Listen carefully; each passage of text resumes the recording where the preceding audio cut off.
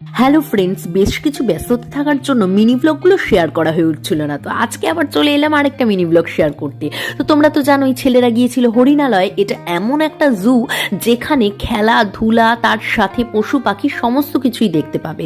আর এই খেলাধুলার অপশনগুলো পেয়ে ওরা কিন্তু ভীষণ খুশি হয়েছিল। আর সত্যি কথা বলতে, আমার ছেলেরা প্রচুর নিকো পার্ক, ইকো পার্ক প্রচুর ঘোরার পরেও ওদের এই হরিণালয়টাই বেশ ভালো লেগেছে, কারণ এটা বেশ ফাঁকা পরিবেশের মধ্যে খুব সুন্দরভাবে সাজানো গোছানো একটা জায়গা ছিল। তো তারপরে কিন্তু আমরা চলে এসেছিলাম এখানে একটা ট্রেড ফেয়ারে। আর এই ট্রেড ফেয়ারটা হচ্ছে ইন্টারন্যাশনাল ট্রেড ফেয়ার, যেখানে আফগানিস্তান, ইরান, বাংলাদেশ, ইন্ডিয়া সমস্ত দেশের প্রোডাক্ট বিক্রি হচ্ছে একই জায়গার মধ্যে। এতগুলো দেশের প্রোডাক্ট দেখে আমাদের তো খুবই ভালো লেগেছে এবং কিছু জিনিসও কিনে নিয়েছিলাম, তবে সেটা ইন্ডিয়ান প্রোডাক্ট।